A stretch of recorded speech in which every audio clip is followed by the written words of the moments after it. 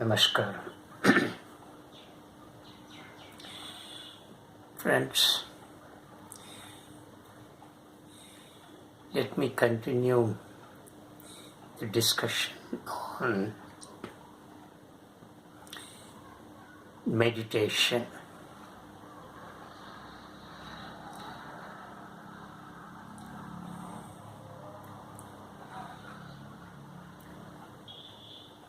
As long as thought operates, meditation can never take place.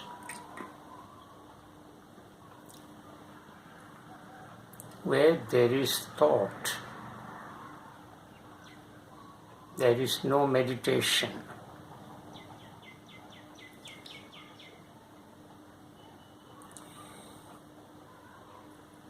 The real meditation happens when you attain the state of no mind,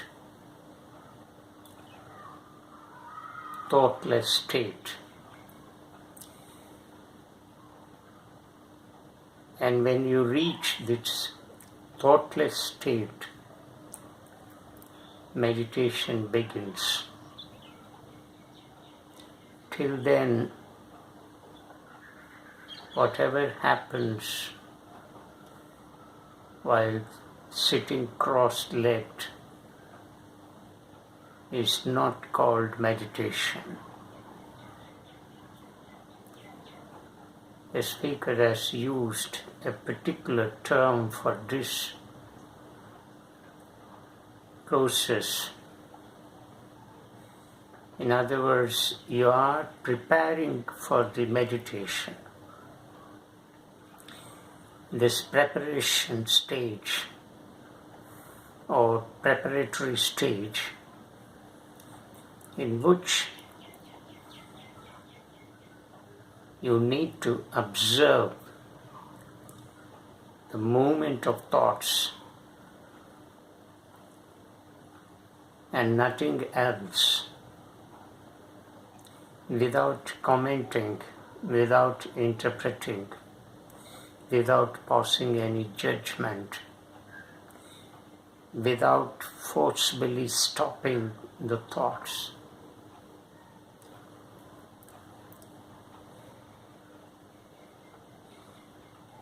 If you forcibly stop the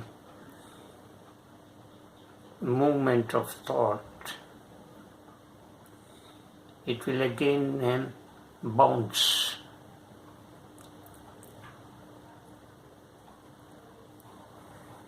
This requires a lot of willpower. If you have a strong willpower, you can arrest the movement of thoughts.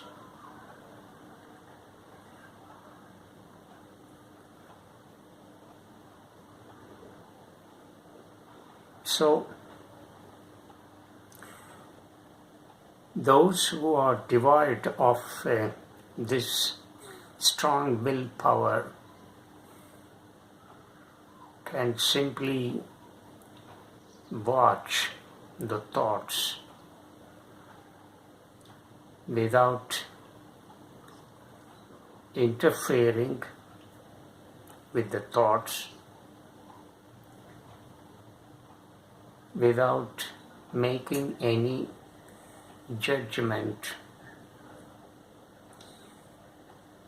saying this thought is good, that thought is bad, this thought is acceptable, that thought is unacceptable. Such kind of discriminatory distinction will not help you move to this state of meditation. Whether thought is good or thought is bad, thought is thought. That saying that this is good and that is bad itself is a passing judgment. And who says that this thought is good, that thought is bad? It's again the thought. Therefore, be in an eternal vigilant.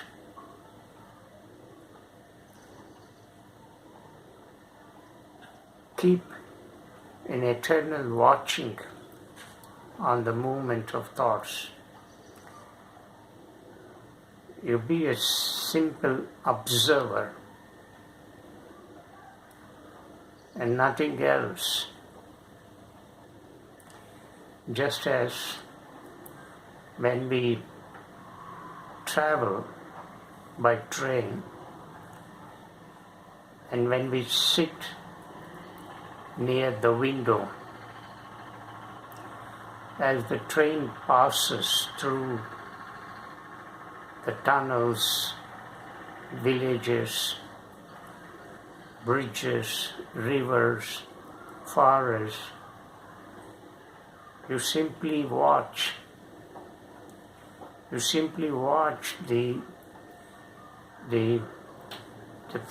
trees, the mountains, the rocks, the boulders, the tiny hamlets, villages,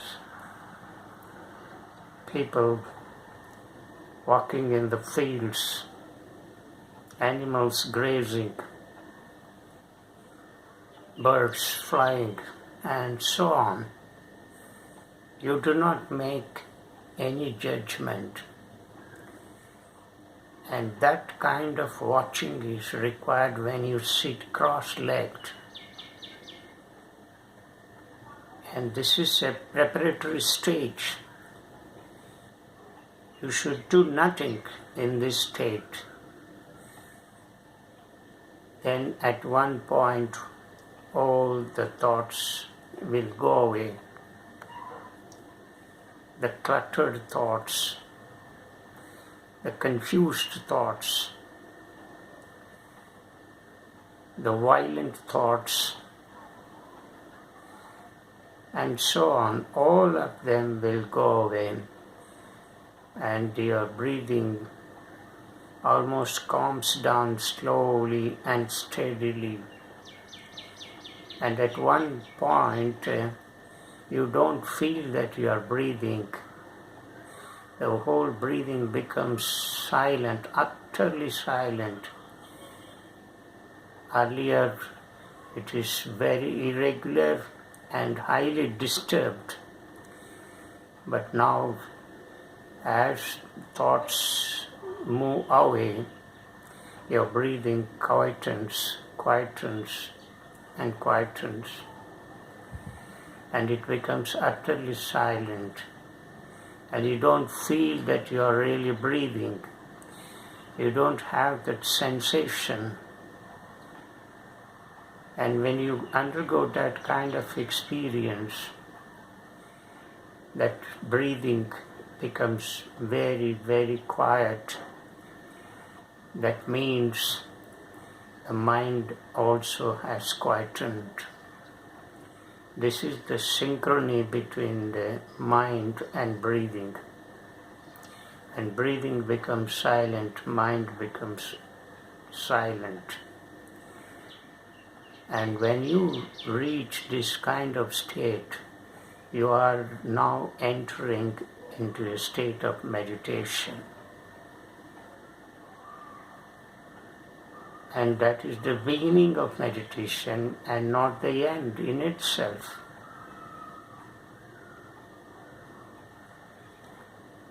And in this state, you can stay as long as you can. And this is a beautiful state. And there, because no thought enters, all thoughts subsided, all the movement of thoughts got exhausted, and therefore you are not disturbed, neither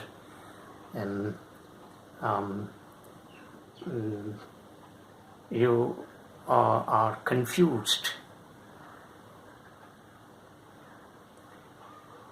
You are neither disturbed nor confused.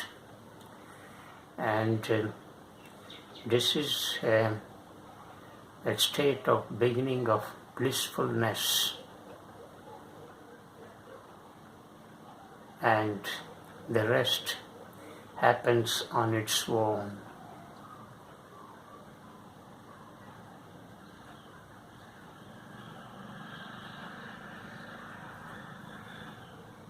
Watching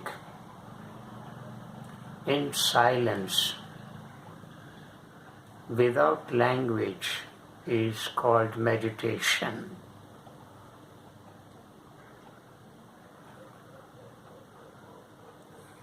I have just now given an example of a passenger traveling in a train, sitting near the window and watching the endless passing of trees, birds, people, animals, villages, mountains, and so on. Here in this example, the passenger will not say this is this and this is that. He will not name anything. He simply watches.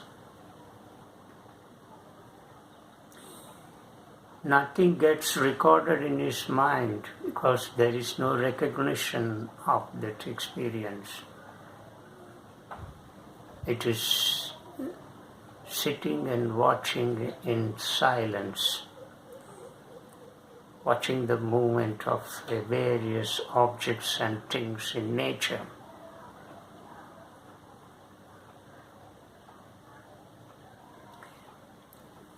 When you come across a flower in your long walks,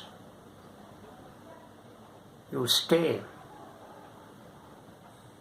and watch its beauty against the backdrop of blue sky, clouds, and the sunlight.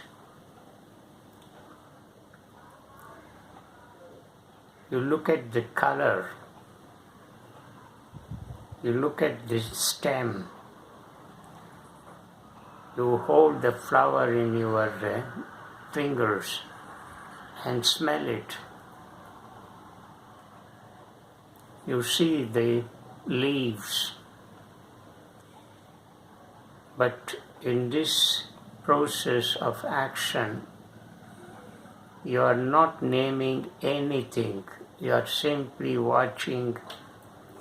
You are simply establishing a communion, perfect communion with that flower. You don't know what that flower is. And you don't want to know the name of that flower, the botanical name of that flower. But you are completely spellbound by its color and beauty.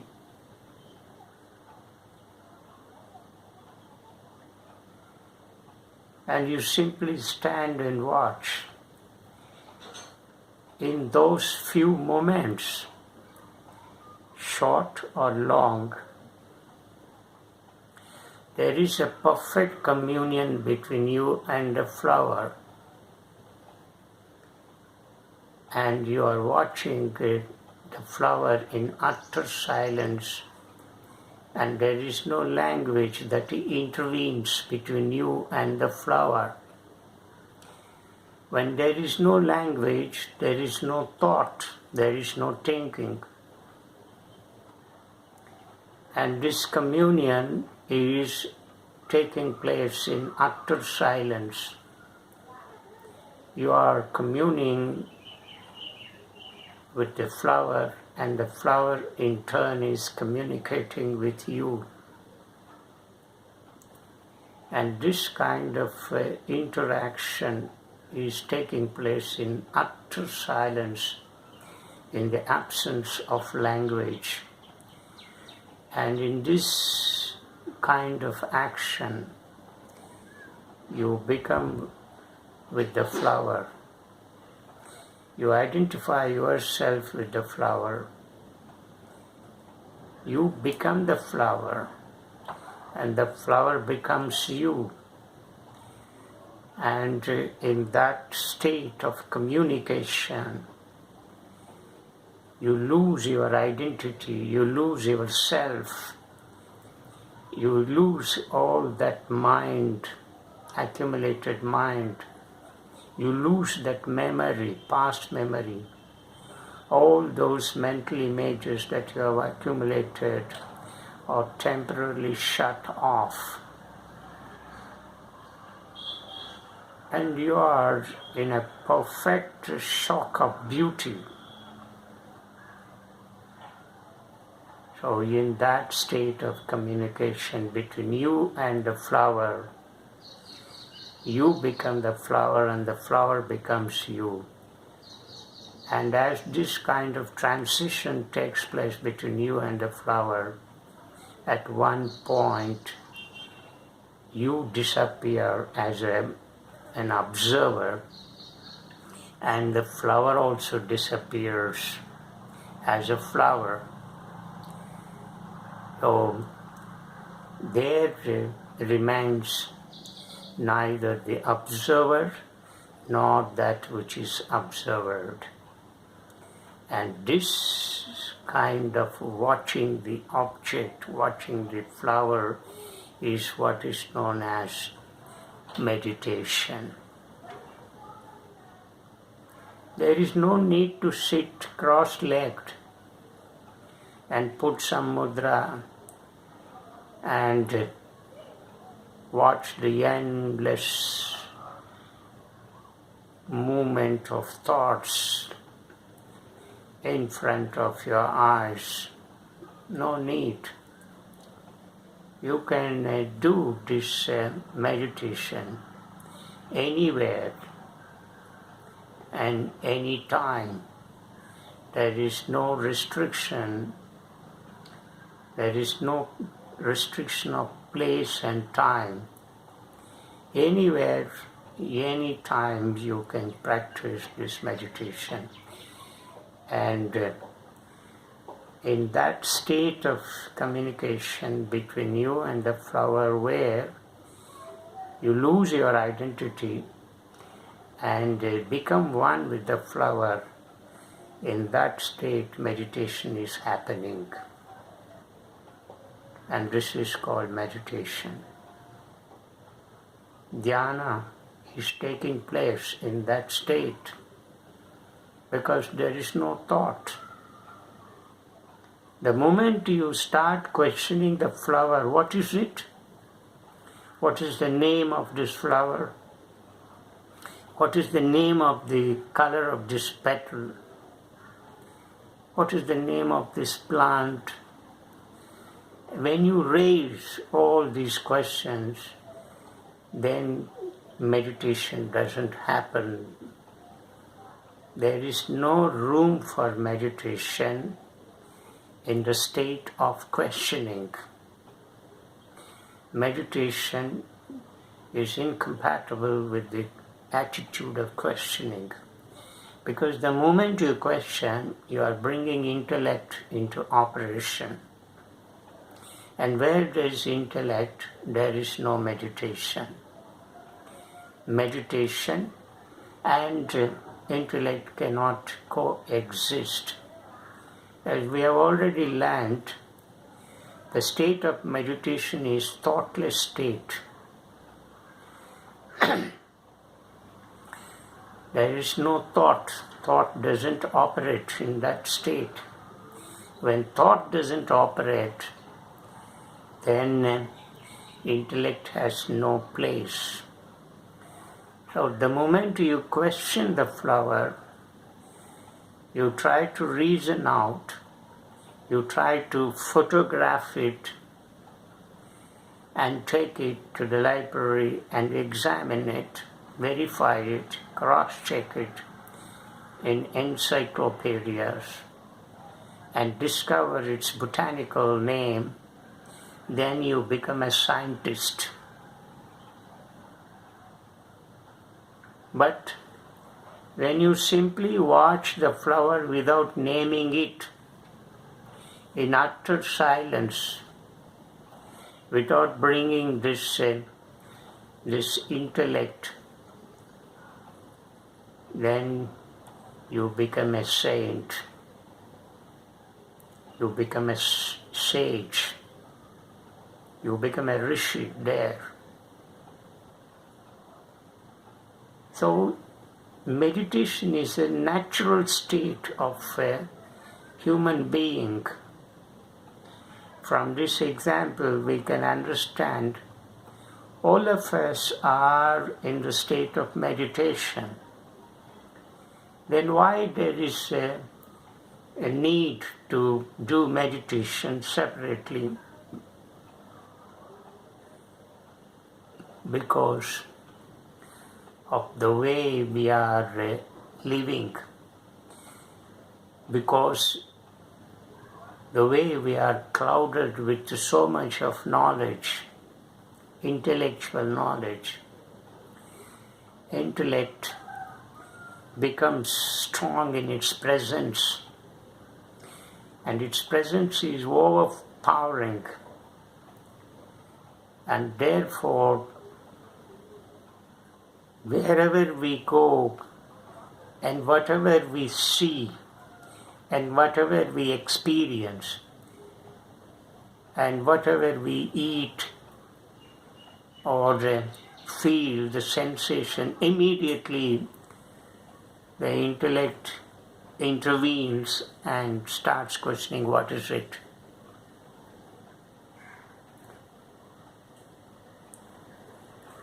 So that is the nature of intellect, and it is being sharpened and sharpened in our schools, colleges and universities. So the intellect becomes formidable in its presence and very difficult to control it or subside it or eliminate it. So therefore, where there is intellect, meditation can never happen. The speaker has already clarified that the function of intellect is to question, and where there is questioning, meditation can never happen. Being skeptical, being doubtful also belongs to the realm of intellect, and therefore when you doubt, when you become skeptical of what you see and experience, meditation doesn't happen. All these are strongly opposed to the state of meditation. Please remember, the state of meditation is the state of thoughtlessness. It is a no-mind state. And this no-mind state is nothing but a state without language. Because where there is language, there is thought. Where there is thought, there is language. So, thinking and language are the two sides of the same coin. You cannot think without language. The moment the language is taking its process, it means that thinking is there. This is the kind of relationship between thinking and language. Therefore, the speaker has given you the best way of practicing meditation, and that is watching everything, whatever it may be. It may be an object in a nature. It may be some kind of phenomena in nature. It may be some kind of laughing, it may be crying, it may be anything else. Just watch in silence without language. Can you do this? If you can watch the whole nature without language, you are in a state of meditation. You are in perfect communion with the nature outside. Yoga is happening there. One of the meanings of yoga is union. And this union can happen in the state of meditation. And this union can happen only in the absence of thought and thinking. And this union is perfect. It is absolute. It is not relative. If such a perfect, absolute, unconditional union takes place between you and that which is observed outside of you, it is called meditation. So, in this discourse, the speaker has given you what exactly meditation is. Watching without language. Watching in utter silence. In utter silence means there is no language. There is no room for language. When there is no room for language, there is no room for thought and thinking. So everything becomes silent. It is a communion between you and the nature in utter silence. Silence means the absence of thinking. Silence doesn't mean not pressing your lips and shutting your eyes. That's not called silence. Even if you close your eyes, even if you don't speak, a lot of thinking is going on. Hundreds and hundreds of cluttered thoughts keep moving in your mind. So that is not called silence. Silence means the absence of thinking. The moment thought is eliminated, when you can feel what silence is, and that silence is infinite, profound, and fathomless, that cannot be measured, and that is called cosmic silence. That is the silence of the whole creation, and that is the silence that underlies the whole creation, the whole of life. And that is the silence, the absolute silence, unconditional silence. The beginning of the creation. Even before the creation came into existence, what was there? It was a state of nothingness. And that state of nothingness is absolute silent with A capital and S capital. And that kind of silence you can experience when you watch nature or any phenomena in nature without thinking, without language.